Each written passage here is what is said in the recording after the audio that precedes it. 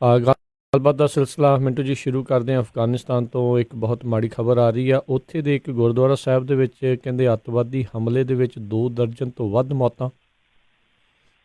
ਹਾਂ ਬਿਲਕੁਲ, ਇਹ ਤੇ ਨਾ ਦਿਲ ਨੂੰ ਜਿੱਦਾਂ ਕਹਿ ਲਈਏ ਕਿ ਝੰਜੋੜ ਕੇ ਕੀ ਛੱਡੋ ਕਿ ਨਿਚੋੜ ਕੇ ਰੱਖ ਦੇਣ ਵਾਲੀ ਖਬਰ ਆ ਕਿ ਇੱਕ ਦੇਖੋ ਕਿੱਡੀ ਬੁਜ਼ਦਿਲਾਨਾ ਕਾਰਵਾਈ ਆ। ਅੱਤਵਾਦੀ ਮੇਰੇ ਖਿਆਲ ਦੇ ਨਾਲ ਇਹ ਸ਼ਬਦ ਵੀ ਇਹੋ ਜਿਹੇ ਦਰਿੰਦਿਆਂ ਵਾਸਤੇ ਛੋਟਾ ਪੈ ਜਾਂਦਾ ਕਿ ਇੱਕ ਇਬਾਦਤ ਗਾਹ ਦੇ ਵਿੱਚ ਬੈਠੇ ਲੋਕਾਂ ਤੇ, ਨਿਰਦੋਸ਼ ਮਾਸੂਮ ਲੋਕਾਂ ਤੇ ਜਾ ਕੇ ਗੋਲੀਆਂ ਚਲਾ ਦੇਣੀਆਂ। ਇਹ ਕਿਹੜਾ ਜਹਾਦ ਆ? ਇਹ ਕਿਹੜੀ ਬਹਾਦਰੀ ਆ? ਇਹ ਕਿਹੜੇ ਧਾਰਮਿਕ ਗ੍ਰੰਥ 'ਚ ਲਿਖਿਆ, ਕਿਹੜੀ ਧਾਰਮਿਕ ਕਿਤਾਬ 'ਚ ਲਿਖਿਆ? ਸਮਝੋ ਪਰੇ ਦੀ ਗੱਲ ਆ। ਤੇ ਕੋਈ ਮਸੀਤ ਦੇ ਵਿੱਚ ਵੜ ਕੇ ਜਦੋਂ ਇਸ ਤਰ੍ਹਾਂ ਦਾ ਕੋਈ ਕਤਲੇਆਮ ਕਰਦਾ, ਚਾਹੇ ਉਹ ਕਿਸੇ ਵੀ ਮਜ਼ਹਬ ਦਾ ਹੋਵੇ, ਸਾਰਾ ਸੰਸਾਰ ਉਹਦੀ ਨਿੰਦਿਆ ਕਰਦਾ। ਤਾਂ ਅੱਜ ਵੀ ਮੇਰੇ ਖਿਆਲ ਦੇ ਨਾਲ ਸਾਰੇ ਸੰਸਾਰ ਨੂੰ ਇਸ ਕਾਰੇ ਦੀ, ਇਸ ਦੁਰਸਾਹਸ ਦੀ ਨਿੰਦਿਆ ਕਰਨੀ ਚਾਹੀਦੀ ਆ। ਇਹ ਪਹਿਲਾ ਮੌਕਾ ਤੇ ਹੈ ਨਹੀਂਗਾ। ਵੈਸੇ ਆਪਾਂ 2018 ਦਾ ਵੀ ਵੇਖਿਆ ਨਾ ਗੋਲੀकांड, ਜਦੋਂ ਇਸੇ ਤਰ੍ਹਾਂ ਹੀ ਉੱਥੇ ਸਿੱਖਾਂ ਦਾ ਕਤਲੇਆਮ ਕਰ ਦਿੱਤਾ ਗਿਆ ਸੀਗਾ ਉਹਨਾਂ ਦੇ ਧਾਰਮਿਕ ਸਥਾਨ 'ਚ।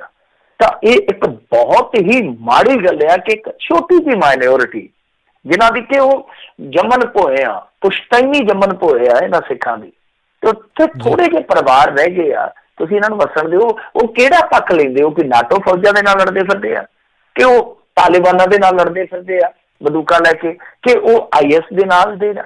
ਉੱਥੇ ਆਪਣਾ ਜੀਵਨ ਬਸਰ ਕਰਦੇ ਪਏ ਆ। ਵੈਸੇ ਦੇਖੋ ਅਸੀਂ ਇਹਦਾ ਵਿਰੋਧ ਜਿਹੜਾ ਉਹ ਇਸੇ ਕਰਕੇ ਨਹੀਂ ਸੀ ਕਰਦੇ। ਵਿਰੋਧ ਇਸ ਗੱਲ ਦਾ ਹੀ ਸੀਗਾ ਕਿ ਭਾਈ ਸਾਰਿਆਂ ਨੂੰ ਦਿਓ ਖੁੱਲ੍ਹਾ। ਤਾਂ ਇਹ ਪੰਗਾ ਠੀਕ ਸੀਗਾ। ਨਰਿੰਦਰ ਮੋਦੀ ਹੋਰੀ ਇਸ ਗੱਲ ਦੇ ਵਿੱਚ ਉਹ ਸੱਚੇ ਆ ਕਿ ਉੱਥੇ ਜਿਸ ਤਰ੍ਹਾਂ ਦਾ ਤਸ਼ੱਦਦ ਹੁੰਦਾ ਭਾਈ ਉਹਨਾਂ ਨੂੰ ਕਿੱਧਰ ਕਰ ਦਿਓਗੇ ਤੁਸੀਂ? ਜੇ ਇੱਧਰ ਨੂੰ ਆਉਂਦੇ ਆ ਅਫਗਾਨੀ ਸਿੱਖ ਆ ਜਾਂ ਹਿੰਦੂ ਆ, ਕਿਵੇਂ ਉਹਨਾਂ ਨੂੰ ਮੋੜੋਗੇ? ਆਹੀ ਚੀਜ਼ ਸੀ, ਆਹੀ ਉਹਨਾਂ ਦਾ ਲੌਜਿਕ ਆ। ਅੱਜ ਉਹਨਾਂ ਦਾ ਲੌਜਿਕ ਜਿਹੜਾ ਬਹੁਤ ਸਟਰੋਂਗ ਹੋ ਜਾਏਗਾ। ਤਾਂ ਕਹਿਣ ਦਾ ਭਾਵ ਇਹੋ ਆ ਕਿ ਬੇਸ਼ੱਕ ਸਾਡਾ ਵਿਰੋਧ ਸੀਗਾ ਕਿ ਸਾਰੇ ਹੀ ਜਿਹੜੇ ਆ, ਚਾਹੇ ਕੋਈ ਵੀ ਹੋਵੇ, ਚਾਹੇ ਨਾਸਤਕ ਵੀ ਆ, ਚਾਹੇ ਉਹ ਵੀ ਪਰਸੀਕਿਊਟਡ ਹੋਵੇ, ਤਾਂ ਉਹਨੂੰ ਵੀ ਮੌਕਾ ਦਿੱਤਾ ਜਾਣਾ ਚਾਹੀਦਾ। ਫਿਰ ਆਪ ਦੀ ਜੇ ਤੁਸੀਂ ਸ਼ਰਨਗਾਹ ਬਣਾਈ ਆ ਤਾਂ ਉਹਦੇ ਵਿੱਚ ਉਹਨੂੰ ਵੀ ਸ਼ਰਨ ਦਿੱਤੀ ਜਾਣੀ ਚਾਹੀਦੀ ਹੈ। ਪਰ ਰੌਲਾ ਇਹ ਆ ਕਿ ਉਹਨਾਂ ਦਾ ਲੌਜਿਕ ਅੱਜ ਦੀ ਘੜੀ ਸਹੀ ਸਾਬਤ ਹੋ ਰਿਹਾ। ਔਰ ਇਹਦੀ ਜ਼ਿੰਮੇਵਾਰੀ ਪਹਿਲਾਂ ਤੇ ਕਹਿੰਦੇ ਸੀਗੇ ਕਿ ਤਾਲਿਬਾਨ ਹਮਲਾ, ਫਿਰ ਉਹਨਾਂ ਨੇ ਟਵੀਟ ਕਰ ਦਿੱਤਾ ਕਿ ਨਹੀਂ ਭਾਈ ਸਾਡਾ ਇਹਦੇ 'ਚ ਕੋਈ ਰੋਲ ਨਹੀਂ ਹੈ।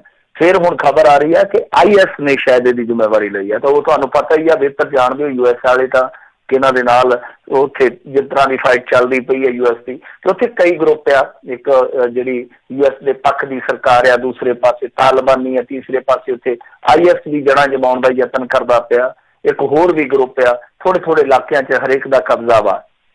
ਪਰ ਉਹਦੀ ਸਜ਼ਾ ਸਿੱਖਾਂ ਨੂੰ, ਨਿਰਦੋਸ਼ ਸਿੱਖਾਂ ਨੂੰ ਦੇ ਦਿੱਤੀ ਗਈ। ਬੜੀ ਸ਼ਰਮਨਾਕ ਗੱਲ ਆ। ਔਰ ਇਹਦੇ ਵਿੱਚ ਕੀ ਆ ਕਿ ਪਹਿਲਾਂ ਤੇ ਦੱਸਿਆ ਗਿਆ ਕਿ 4 ਮੌਤਾਂ ਹੋਈਆਂ ਨੇ, ਫਿਰ 11 ਤੇ ਅੰਕੜਾ ਪੁੱਜ ਗਿਆ, ਫਿਰ ਅੰਤ ਦੇ ਵਿੱਚ ਇਹ ਜਿਹੜੀ ਗਿਣਤੀ ਆ ਉਹ 27 ਦੱਸੀ ਜਾ ਰਹੀ ਆ, ਯਾਨੀ 2 ਦਰਜਨ ਤੋਂ ਵੀ ਵੱਧ। ਇਹ ਹਮਲਾ ਜਦ ਹੋਇਆ ਉਸ ਵੇਲੇ ਦੱਸਦੇ ਆ ਕਿ ਉੱਥੇ 150 ਦੇ ਕਰੀਬ ਸਿੱਖ ਸਨ, ਤੇ ਕੁਛ ਬਚ ਗਏ, ਕੁਛ ਜ਼ਖਮੀ ਆ, ਕੁਛ ਮਰ ਗਏ। ਪਰ ਜੋ ਵੀ ਹੋਇਆ ਮੈਂ ਕਹੂੰਗਾ ਕਿ ਬੁਜ਼ਦਿਲਾਨਾ ਕਾਰਵਾਈ ਆ, ਨਿੰਦਣਯੋਗ ਆ। ਸਾਡੇ ਜਿਹੜੇ ਪ੍ਰਧਾਨ ਮੰਤਰੀ ਆ ਉਹਨਾਂ ਨੇ ਵੀ ਨਿੰਦਿਆ ਕੀਤੀ ਆ, ਸਾਡੇ ਜਿਹੜੇ SGPC ਦੇ ਪ੍ਰਧਾਨ ਆ ਉਹਨਾਂ ਨੇ ਵੀ ਨਿੰਦਿਆ ਕੀਤੀ ਆ, ਮਨਜਿੰਦਰ ਸਿੰਘ ਸਿਰਸਾ ਹੋਰਾਂ ਨੇ। ਔਰ ਸੋਸ਼ਲ ਮੀਡੀਆ ਤੇ ਚਾਹੇ ਕੋਈ ਕਿਸੇ ਵੀ ਧਰਮ ਨਾਲ, ਕਿਸੇ ਵੀ ਮਜ਼ਹਬ ਦੇ ਨਾਲ ਤਾਲੁਕ ਰੱਖਦਾ, ਸਭ ਨੇ ਲਾਹਨਤ ਪਾਈ ਕਿ ਸਿੱਖ ਉਹੀ ਸਿੱਖ ਆ ਜਿਹੜੇ ਇੱਧਰ ਇੰਡੀਆ ਦੇ ਵਿੱਚ ਮੁਸਲਮਾਨਾਂ ਦੀ ਬਾਹ ਫੜਦੇ ਪਏ ਆ। ਜੀ ਬਿਲਕੁਲ। ਅਗਲੀ ਜਿਹੜੀ ਮਿੰਟੂ ਜੀ ਖਬਰ ਤੇ ਨਜ਼ਰ ਮਾਰਦੇ, ਕਹਿੰਦੇ ਭਾਰਤ ਦੇ ਪ੍ਰਧਾਨ ਮੰਤਰੀ ਨੇ ਜਿੱਤ ਦੀ ਆਸ ਪ੍ਰਗਟਾਈ ਹੈ। ਹਾਂਜੀ ਬਿਲਕੁਲ। ਇਹ ਲੜਾਈ ਹੁਣ ਤੁਹਾਨੂੰ ਪਤਾ ਹੀ ਹੈ ਕਿ ਇਸ ਵੇਲੇ ਕੋਈ ਮਿਲਟਰੀ ਵਾਰ ਨਹੀਂ ਚੱਲਦੀ ਪਈ, ਇਸ ਵੇਲੇ ਕਰੋਨਾ ਦੇ ਨਾਲ ਵਾਰ ਆ। ਤਾਂ ਜੋ ਉਹਨਾਂ ਨੇ ਆਸ ਪ੍ਰਗਟਾਈ, ਉਹ ਕਹਿੰਦੇ ਕਿ 130 ਕਰੋੜ ਮਹਾਰਥੀ ਜਿਹੜੇ ਆ ਉਹ ਸਾਥ ਦੇਣਗੇ, ਮਤਲਬ ਕਿ ਉਹੀ ਜੇਤੂ ਹੋਣਗੇ, ਉਹੀ ਸਿਕੰਦਰ ਬਣਨਗੇ, ਅਸੀਂ ਜਿੱਤ ਪ੍ਰਾਪਤ ਕਰਾਂਗੇ ਕਰੋਨਾ ਤੇ। ਔਰ ਇਹ 21 ਦਿਨ ਦੇ ਵਿੱਚ ਜਿੱਤ ਜਿਹੜੀ ਆ ਉਹ ਸਾਡੀ ਨਿਸ਼ਚਿਤ ਹੋਏਗੀ।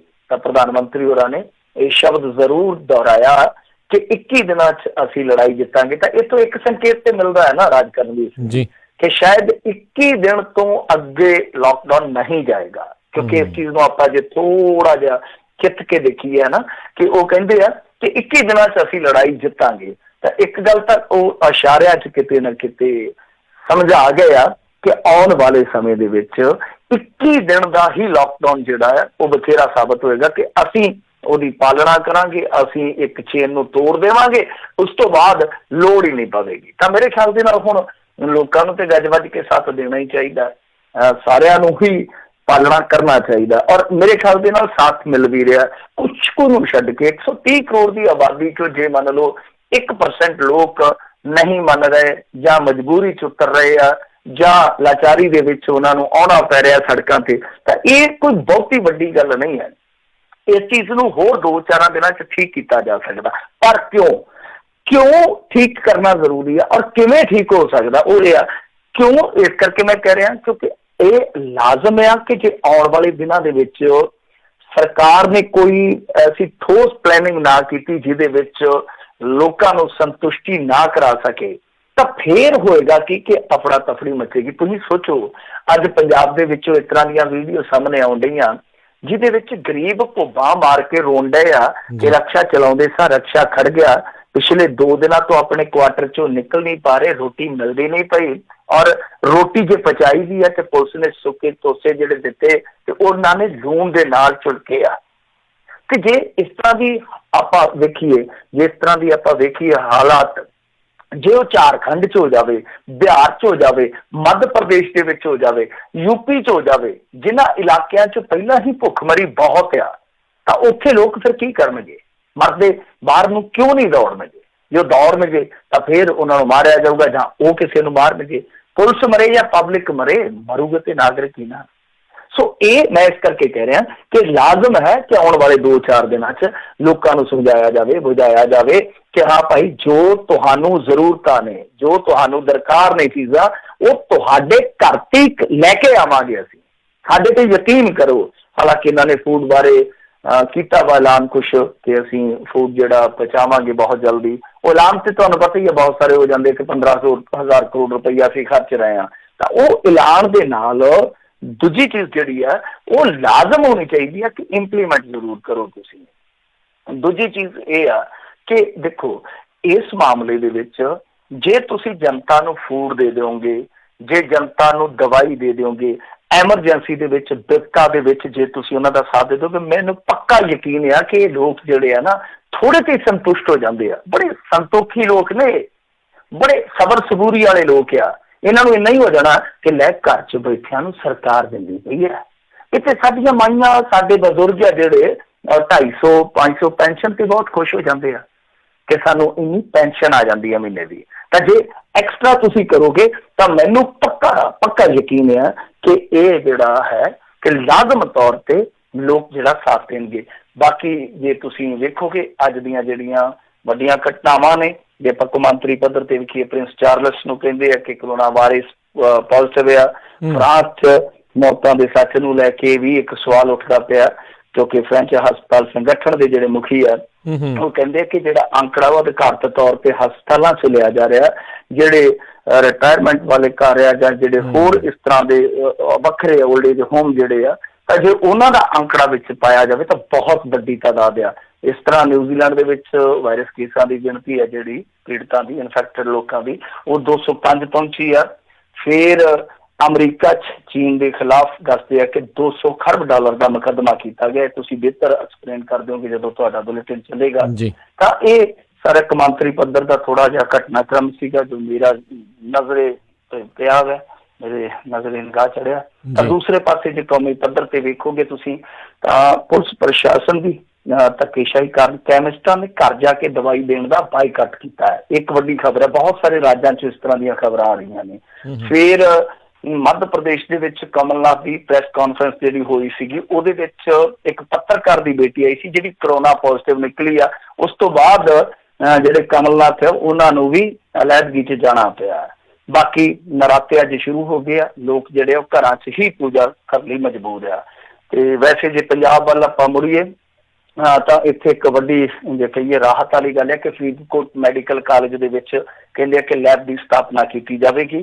ਪਰ ਸਿਆਪਾ ਇਹ ਆ ਕਿ ਉਹ ਜਿਹੜਾ ਟੈਸਟ ਆ ਉਹ ਨਿੱਜੀ ਲੈਬਾਂ ਦੇ ਵਿੱਚ ਤੇ ਬਹੁਤ ਮਹਿੰਗਾ। ਨਿੱਜੀ ਲੈਬਾਂ ਵੀ ਇਹਨਾਂ ਨੇ ਕੁਛ ਲਿਸਟਡ ਕੀਤੀਆਂ, ਪ੍ਰਾਈਵੇਟ ਲੈਬਾਂ, ਤਾਂ ਉਹ ਟੈਸਟ ਆ ਜਿਹੜਾ 4500 'ਚ ਪੈਂਦਾ। ਹੁਣ ਜੇ ਕਿਸੇ ਇੱਕ ਘਰ ਦੇ ਵਿੱਚ ਕੋਈ ਸ਼ੱਕੀ ਮਰੀਜ਼ ਆ ਤਾਂ ਇਹ ਤੇ ਹੈ ਨੀ ਗਾ ਕਿ ਇਕੱਲਾ ਉਹਦਾ ਟੈਸਟ ਹੋਣਾ, ਉਹਦੇ ਨਾਲ ਜਿਹੜੇ ਹੋਰ ਜੀ ਰਹਿੰਦੇ ਆ ਸਾਰਿਆਂ ਦਾ ਟੈਸਟ ਹੋਊਗਾ। ਜੇ 5 ਜੀ ਹੈ ਤੇ ਵੇਖ ਲਓ ਕਿੱਥੇ ਰਕਮ ਚਲੇ ਜਾਂਦੀ ਆ। ਤਾਂ ਹੁਣ ਫਰੀਦਕੋਟ ਮੈਡੀਕਲ ਕਾਲਜ ਦੇ ਵਿੱਚ ਜੇ ਲੈਬ ਖੁੱਲੇਗੀ ਤਾਂ ਉੱਥੇ ਫੀਸ ਜਿਹੜੀ ਆ ਜਾਂ ਜਿਹੜਾ ਟੈਸਟ ਦਾ ਇੱਕ ਰੱਖਣਾ ਇਹਨਾਂ ਨੇ ਰਕਮ ਦਾ ਜੋ ਵੀ ਫੰਡ ਹੈ ਤਾਂ ਬਹੁਤ ਘੱਟ ਹੋਣਾ ਚਾਹੀਦਾ ਜਾਂ ਮੁਫਤ ਹੋਣਾ ਚਾਹੀਦਾ। ਵੈਸੇ ਵੀ ਜੇ ਤੁਸੀਂ ਵੇਖੋਗੇ ਕੱਚੇ ਤੇਲ ਦੀਆਂ ਕੀਮਤਾਂ ਜੇ ਕਹਿੰਦੇ ਆ ਕਿ $10 ਡਿੱਗਦੀਆਂ ਤਾਂ 15,000 ਕਰੋੜ ਰੁਪਈਆ ਜਿਹੜਾ ਉਹ ਬਣ ਜਾਂਦਾ ਸਰਕਾਰ ਨੂੰ। ਤੇ ਹੁਣ ਤੇ 30 ਡਿੱਗੀਆਂ ਨਾ $30 ਤਾਂ ਕਿੰਨਾ ਹੋ ਗਿਆ? 15 30 45,000 45,000 ਕਰੋੜ ਰੁਪਈਆ ਜਿਹੜਾ ਸਰਕਾਰ ਨੇ ਚੰਦ ਦਿਨਾਂ 'ਚ ਆਪਣੇ ਖਜ਼ਾਨੇ 'ਚ ਪਾ ਲਿਆ। ਜੇ ਮੰਨ ਲਓ 1 ਕਰੋੜ ਟੈਸਟਿੰਗ ਕੀਤੀ ਜਾਵੇ ਤੇ 4500 ਖਰਚਾ ਮੰਨ ਕੇ ਚਲੋ ਕਿ 4500 ਖਰਚਾ ਆਉਂਦਾ ਵੀ ਆ, ਆਪਾਂ ਮੰਨ ਕੇ ਚੱਲਦੇ ਹਾਂ ਇੱਕ ਵਾਰੀ ਕਿ ਹਾਂਜੀ ਇਹ 4500 ਖਰਚਾ ਆ ਜਾਂਦਾ, ਤਾਂ ਉਹਦੇ ਵਿੱਚ ਤੁਸੀਂ ਦੇਖੋ ਕਿ ਇਸ ਮਾਮਲੇ ਦੇ ਵਿੱਚ ਕਿੰਨਾ ਖਰਚਾ ਆਏਗਾ? 4500 ਕਰੋੜ।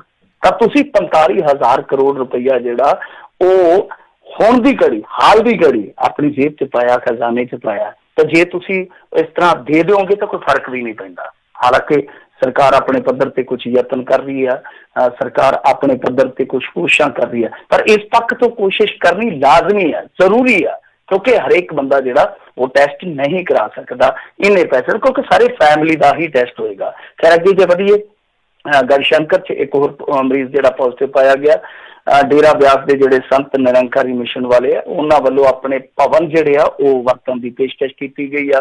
ਲੌਂਗੋਵਾਲ ਵਿੱਚ ਇੱਕ ਗਰੀਬ ਪਰਿਵਾਰ ਦਾ ਕਹਿੰਦੇ ਕਿ ਰਾਸ਼ਨ ਮੁੱਕ ਗਿਆ। ਉਹ ਫਿਰ ਹੋਰ ਵੀ ਕੁਝ ਵੀਡੀਓ ਜਿਹੜੀਆਂ ਇਸ ਤਰ੍ਹਾਂ ਦੀਆਂ ਵਾਇਰਲ ਹੋਈਆਂ ਜਿਹਦੇ ਵਿੱਚ ਲੋਕ ਜਿਹੜੇ ਆ ਉਹ ਗੁਹਾਰ ਲਾ ਰਹੇ ਆ। ਉਹ ਮੈਂ ਤੁਹਾਨੂੰ ਦੱਸਿਆ ਹੀ ਹੈ ਕਿ ਖਾਸੀਆਂ ਵੀਡੀਓ ਜਿਹੜੀਆਂ ਇਸ ਤਰ੍ਹਾਂ ਦੀਆਂ ਆ ਰਹੀਆਂ ਤੇ ਭੁੱਖਮਰੀ ਵੀ ਫੈਲਦੀ ਜਾ ਰਹੀ ਆ।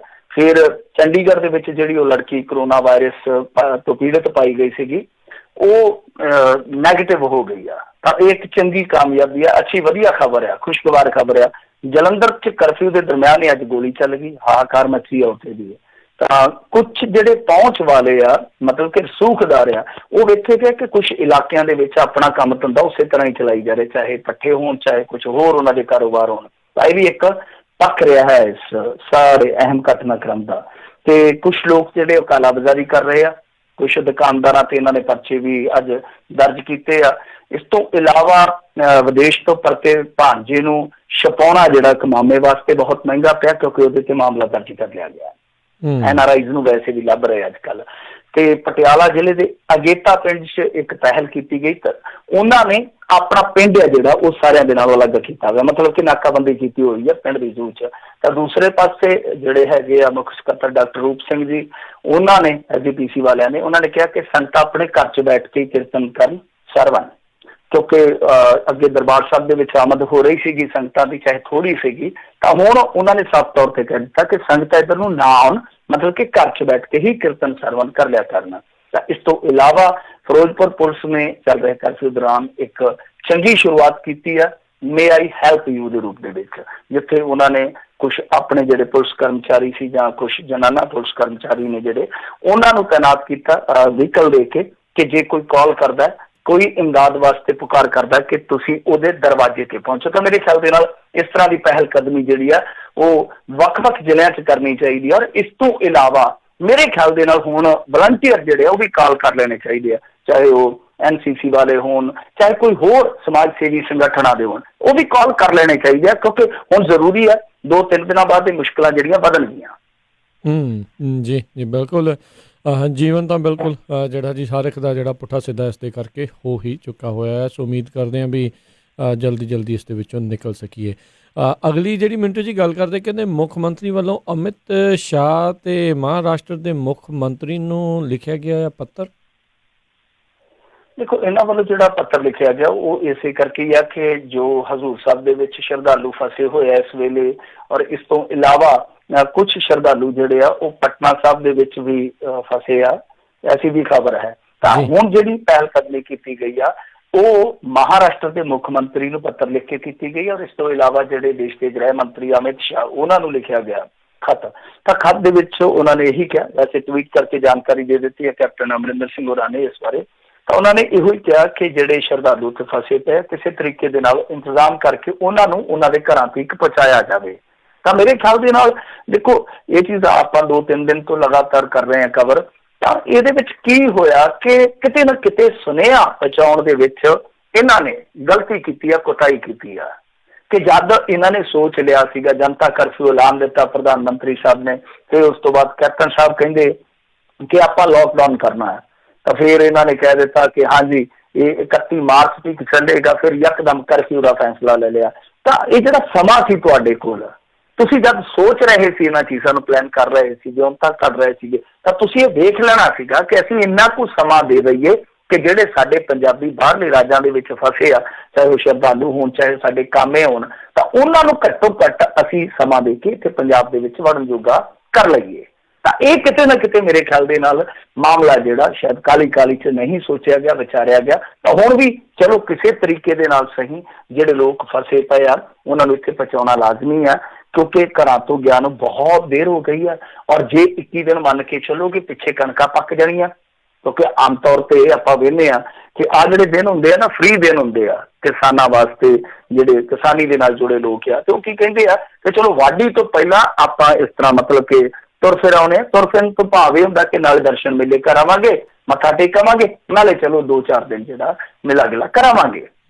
ਸੋ ਇਹ ਇੱਕ ਸੋਚ ਹੁੰਦੀ ਆ ਆਮ ਤੌਰ ਤੇ, ਇਹ ਮੈਂ ਤੁਹਾਨੂੰ ਸੱਚ ਕਹਿ ਰਿਹਾ ਕਿ ਇਹ ਨੌਜਵਾਨ ਖਾਸ ਤੌਰ ਤੇ ਜਿਹੜੇ ਜਾਂਦੇ ਆ ਯਾਤਰਾਵਾਂ ਤੇ, ਉਹ ਸੋਚ ਲੈ ਕੇ ਚੱਲਦੇ ਕਿ ਚਲੋ ਨਾਲੇ 4 ਦਿਨ ਘੁੰਮ ਆਵਾਂਗੇ, ਨਾਲੇ ਉੱਥੇ ਗੁਰੂ ਦੇ ਲੜ ਲੱਗ ਲਾਂਗੇ, 2 ਦਿਨ 4 ਦਿਨ ਸੇਵਾ ਕਰ ਆਵਾਂਗੇ। ਤਾਂ ਉਹ ਜਿਹੜਾ ਮਾਮਲਾ ਹੈ ਉਹ ਉਦੋਂ ਵਿਗੜ ਜਾਏਗਾ।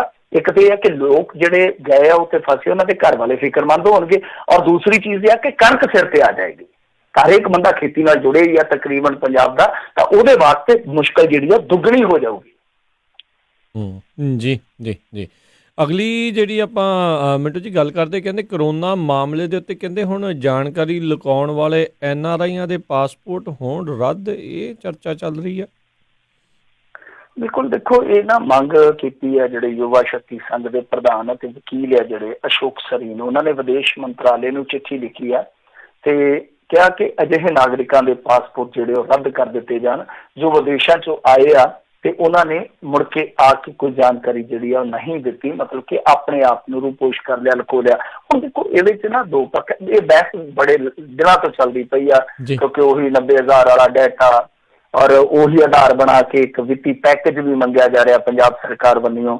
ਹਰਿਆਣੇ ਨੇ ਵੀ ਉਹੀ ਮੰਗ ਜਿਹੜੀ ਹੈ ਸ਼ੁਰੂ ਕਰ ਦਿੱਤੀ ਆ, ਉਹੀ ਹੜਾਟ ਰਾਗ ਉਹਨਾਂ ਨੇ ਅਲਾਪਿਆ। ਪਰ ਮੈਂ ਵਾਰ-ਵਾਰ ਕਹਿ ਰਿਹਾ ਕਿ ਇਕੱਲੇ NRI ਹੀ ਕਿਉਂ, ਜਿਹੜੀ ਕਨਿਕਾ ਕਪੂਰ ਆ ਕੀ ਉਹ NRI ਆ? ਉਹ ਵੀ ਤੇ ਸਾਡੀ ਸੀਗੀ ਨਾਗਰਿਕ, ਵਿਜ਼ਟਰ ਸੀਗੀ, ਵਿਜ਼ਿਟ ਕਰਕੇ ਆਈ, ਬਿਮਾਰੀ ਆ ਗਈ।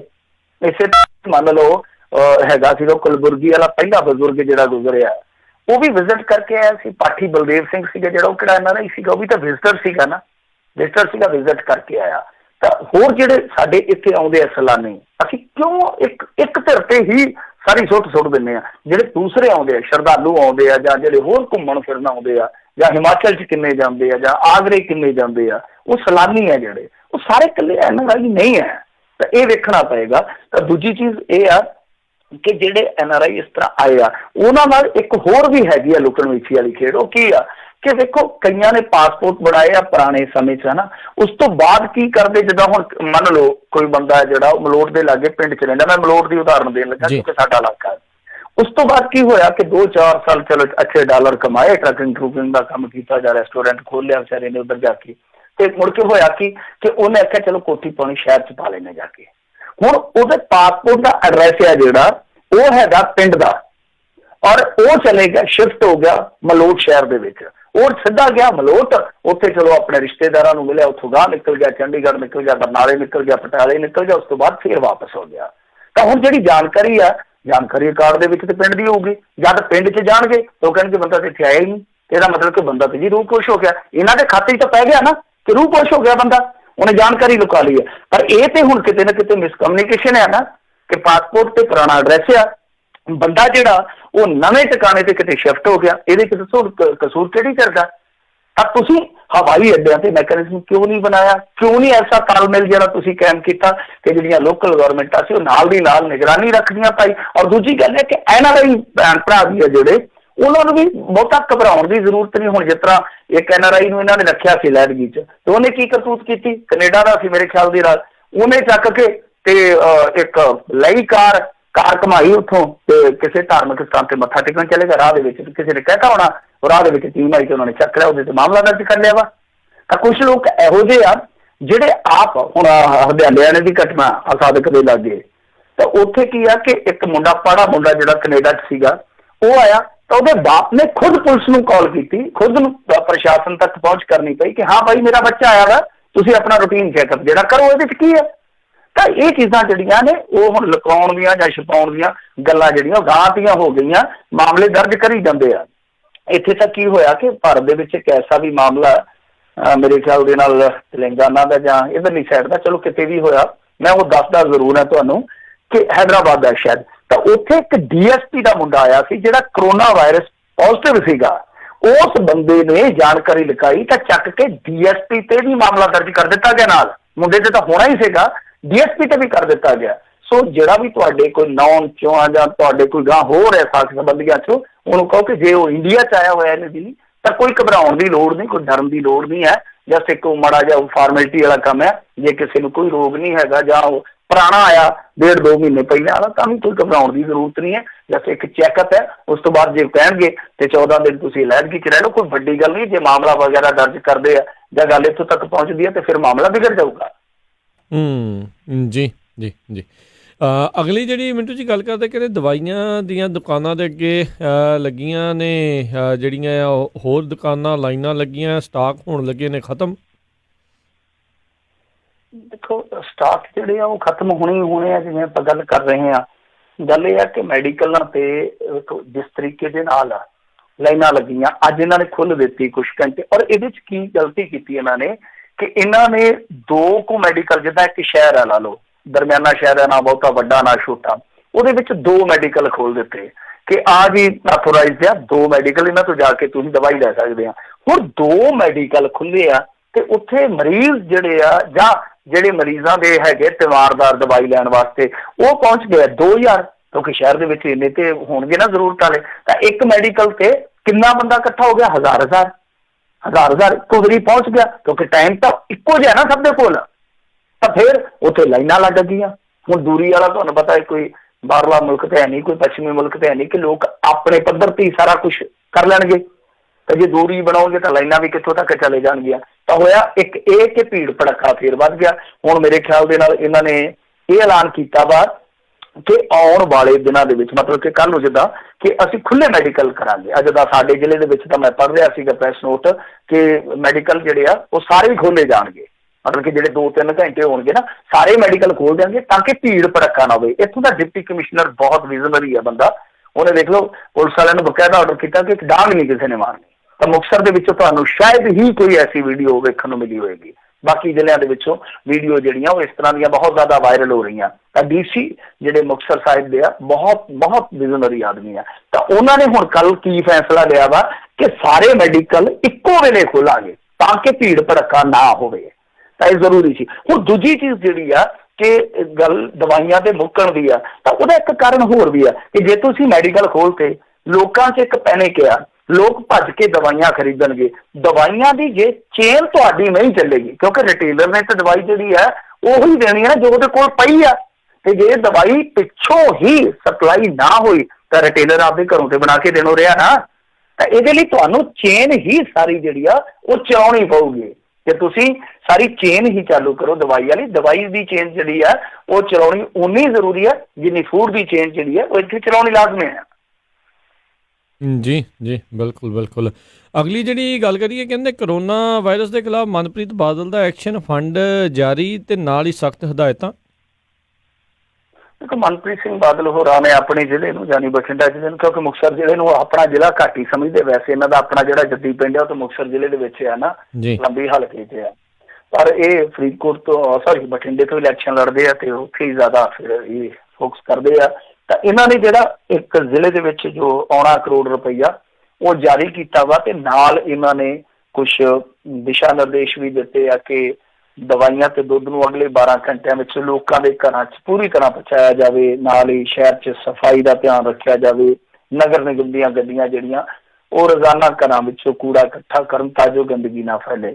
ਪਰ ਸਵਾਲ ਇੱਥੇ ਇੱਕ ਬੜਾ ਅਹਿਮ ਆ ਕਿ ਚਲੋ ਤੁਸੀਂ ਦਿਸ਼ਾ ਨਿਰਦੇਸ਼ ਜਾਰੀ ਕਰ ਦਿੱਤੇ, ਵਧੀਆ ਗੱਲ। ਵੈਸੇ ਸਭ ਨੂੰ ਹੀ ਚਾਹੀਦਾ, ਜਿੰਨੇ ਵੀ ਵਿਧਾਇਕ ਆ, ਮੈਂ ਤਾਂ ਕਹਿੰਦਾ ਕਿ ਆਪੋ ਆਪਣੇ ਹਲਕੇ 'ਚ ਠੀਕ ਹੈ ਕਿ ਪਬਲਿਕ ਡੀਲਿੰਗ ਭਾਵੇਂ ਨਾ ਕਰਨ ਪਰ ਅੱਗੇ ਜ਼ਰੂਰ ਲੱਗਣ। ਇੱਕ ਤਰ੍ਹਾਂ ਨਾਲ ਜਿੱਦਾਂ ਨਿਗਰਾਨ ਹੁੰਦੇ ਆਪਾਂ ਕਹਿ ਦਿੰਦੇ ਨਿਗਰਾਨੀ ਵਾਲੇ, ਸੁਪਰਵਾਈਜ਼ ਜ਼ਰੂਰ ਕਰਨਾ, ਸੁਪਰਵਿਜ਼ਨ ਜ਼ਰੂਰ ਉਹ ਰੱਖਣ ਆਪਣੇ ਇਲਾਕੇ ਦੇ ਵਿੱਚ ਕਿ ਕੀ ਚੱਲ ਰਿਹਾ, ਕਿੱਥੇ ਕਮੀ ਆ, ਕਿਉਂਕਿ ਵੋਟਾਂ ਮੰਗਣ ਵੇਲੇ ਉਹ ਲੋਕਾਂ ਤੱਕ ਹੀ ਆਉਂਦੇ ਆ ਤੇ ਜਦ ਅੱਜ ਲੋਕ ਉਹਨਾਂ ਤੋਂ ਹੈਲਪ ਮੰਗ ਰਹੇ ਆ ਤੇ ਜੇ ਉਹ ਭੱਜਦੇ ਆ ਤਾਂ ਕੱਲ ਨੂੰ ਫੇਰ ਗੱਲ ਹਿਸਾਬ ਕਿਤਾਬ ਤੇ ਆਊਗੀ।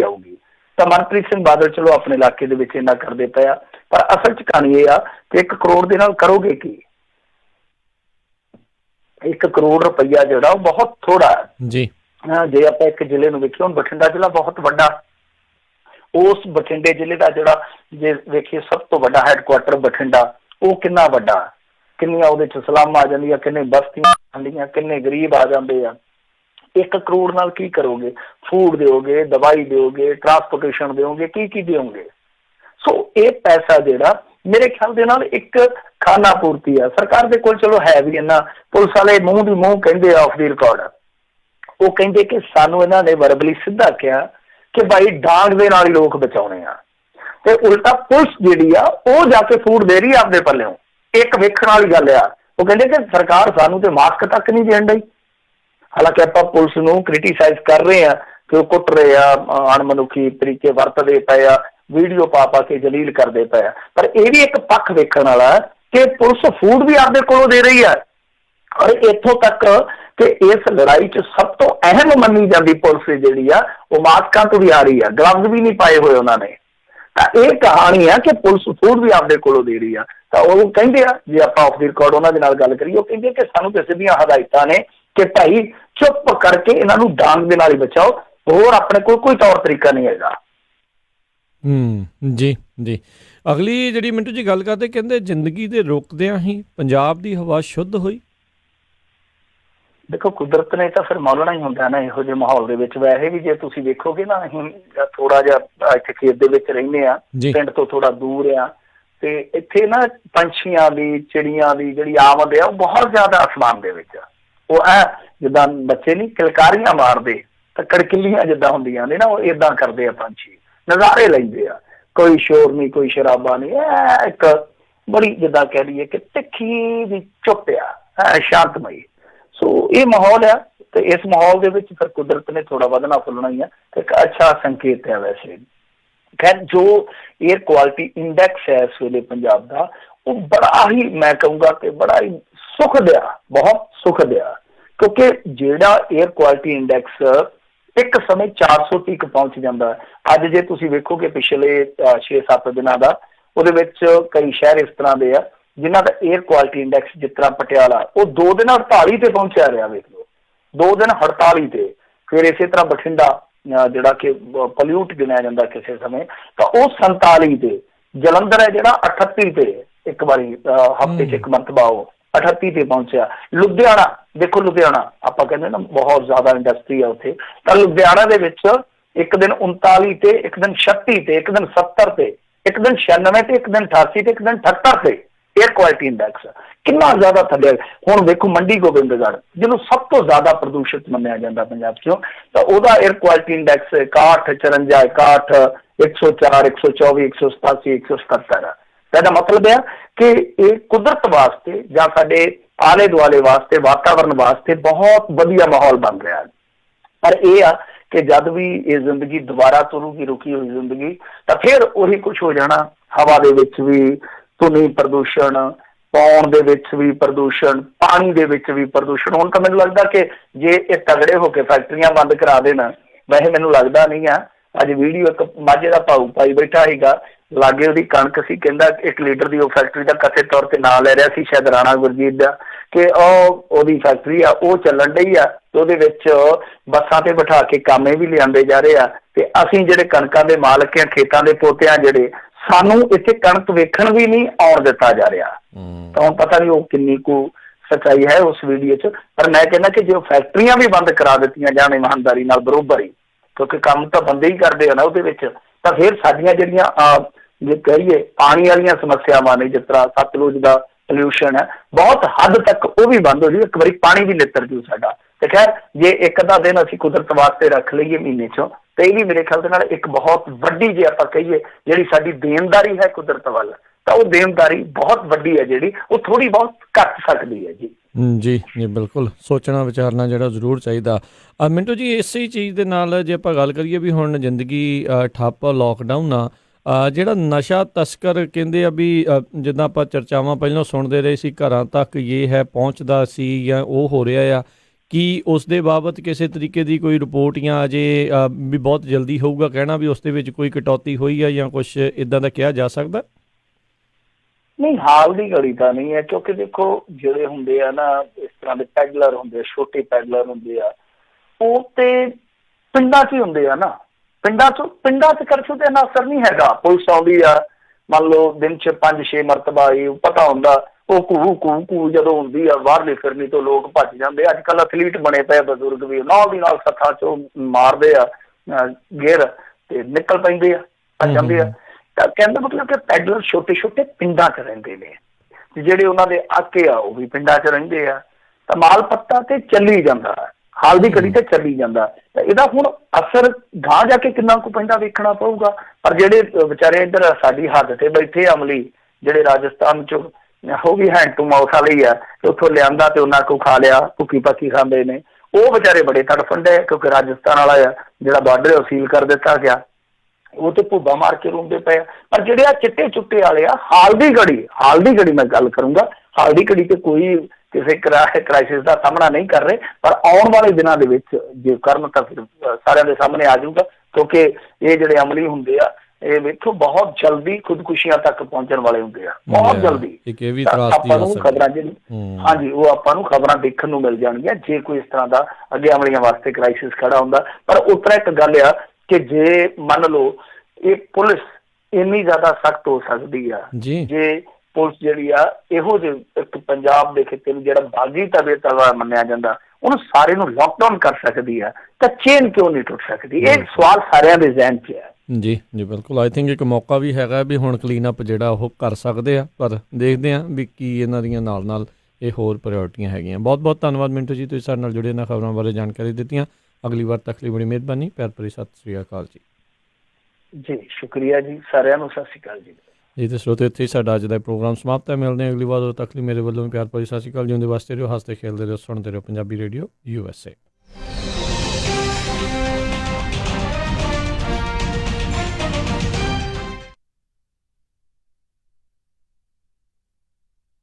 ਤੁਸੀਂ ਸੁਣ ਰਹੇ ਹੋ Punjabi radio USA KOBO Yuba city 1450 AM KIID Sacramento